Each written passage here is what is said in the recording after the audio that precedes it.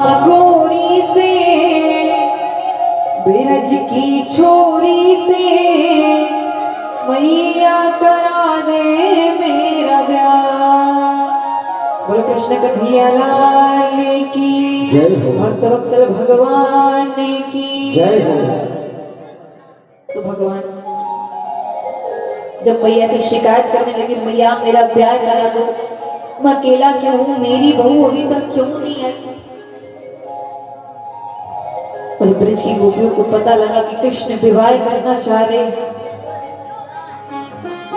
सारी गोपियां अपने अपने घर जाकर के सुंदर श्रृंगार कर दी।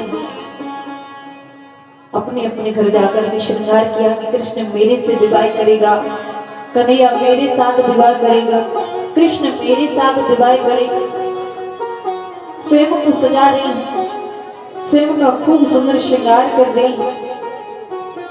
और यहाँ पर एक बूढ़ी गोपी जिसके मुख में दांत भी नहीं थी, तो उस गोपी के मन में भी भाव आया कि कृष्ण मेरे से विवाह करे। फिर सोचने लगी, या गोपियां अपने अपने घर जाकर के श्रृंगार कर रही हैं, स्वयं को सजा रही, और मेरे से या गोपियां कितनी सुंदर लागी, तो भला कृष्ण मेरे से विवाह क्या करेगा, कृष्ण मेरे साथ क्या विवाह करेगा।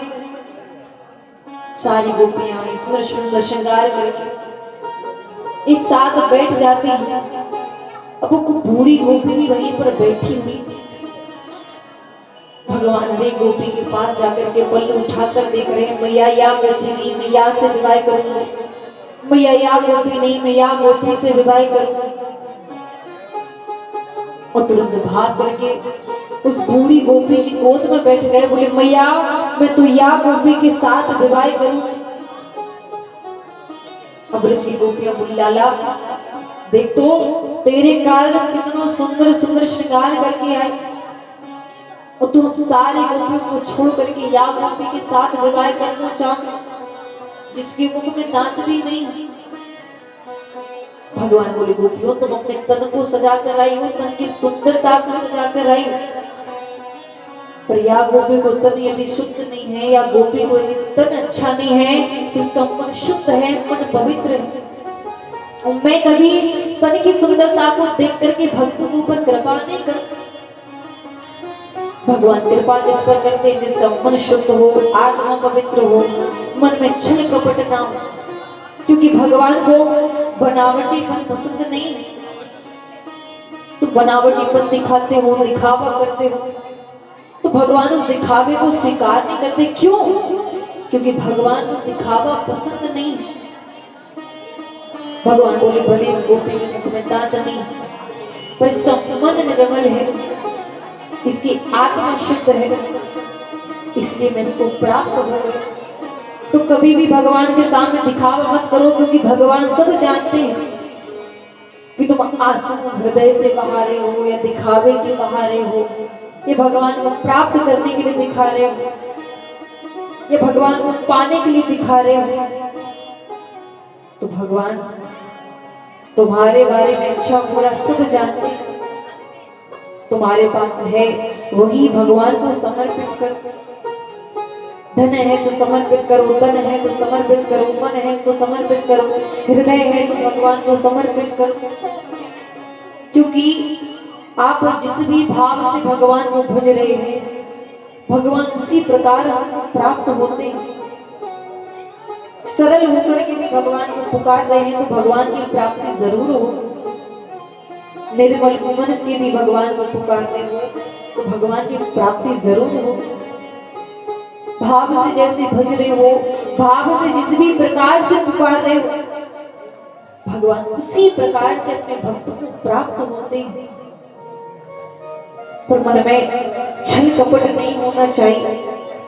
दिखावा करोगे तो भगवान की सुंदर झांकी को कभी देख नहीं पाओगे। दिखावा करोगे मन का, तन का, सुंदरता का, परिवार का, संपत्ति का, धन का, तो भगवान किसी भी दृष्टि से आपको नजर नहीं आए। और जब सरल होकर के, निर्मल होकर के भगवान को भजोगे, तो भगवान की प्राप्ति हमको जरूर होगी। गोपी को प्राप्त हो गए। अब यहाँ पर गर्ग ऋषि का आगमन हो, गर्ग ऋषि को प्रणाम करके यशोदा मैया बोले, ऋषि आज आप यहीं पर भोजन ग्रहण करें। ऋषि बोले, मैया मैं भोजन तो ग्रहण करूंगा, लेकिन स्वयं अपने हाथों से बना कर स्वयं भोजन बनाऊंगा, भगवान को भोग लगाऊंगा, उसके बाद मैं स्वयं ग्रहण करूंगा। खीर का प्रसाद बनाया और खीर का प्रसाद बना करके ठाकुर जी को भोग लगा रहे हैं। हे परम पिता परमेश्वर आकर के भोग, हे परम पिता परमेश्वर आकर के भोग पाओ। जैसे इतना कहा, कक्ष में बैठे ठाकुर जी बोले, बलराम भैया मुझे लगता है कि कृष्ण भगवान कह रहे हैं, मुझे लगता है कि गर्ग ऋषि मुझे बुला रहे हैं। पूजा कक्ष में पहुंचे, खीर के प्रसाद को ग्रहण किए और गर्ग ऋषि ने जैसे नेत्र खोलकर देखा तो बोली, कन्हैया ये तुमने क्या किया? सारी खीर के प्रसाद को तुमने जूठा कर दी। बोले, ऋषि मैं खुद यहाँ पर नहीं आया, तुमने ही तो मुझे बुलाया है। अरे लाला मैंने तुमको ना बुलाया, मैंने जय जय को बुलाया, मैंने जय जय को भोग लगाया। ठाकुर जी बोले, मैं ही तो जय जय हूँ, मुझे ही तो तुमने बुलाया। सारे प्रसाद उठा कर दिया, बता मैं भगवान को क्या भोग लगा?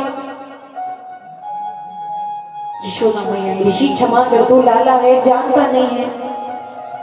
फिर खीर का प्रसाद बनाया, सूखी सामग्री लेकर के खीर का प्रसाद बनाया और फिर भगवान को भोग लगा रहे हैं। हे परम पिता परमेश्वर आकर के भोग, और जैसे भोग लगाया भाव से पुकारा कि भगवान फिर आकर के खीर के प्रसाद को ग्रहण कर दे। फिर नेत्र खोलकर देखा, लाला तूने फिर सारे प्रसाद को जूठा कर ली। अरे ऋषि बार बार तू तो मुझे बुलाता है और जब मैं आता हूं तो मुझे भगाता है। कृष्ण मैंने तुम्हें नहीं बुलाया, लाला मैंने तुम्हें नहीं बुलाया, मैंने जय जय को बुलाया।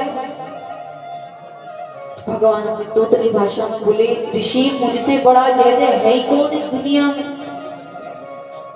बड़ो वाला खुद को जय जय बताने वाला। नेक्स्ट लाला अभी भोजन तो करके नहीं जाना, खुद को जय जय बता। फिर मैया ने क्षमा मांगी, इस बार भगवान का पैर इस खंभे से बांध दिए।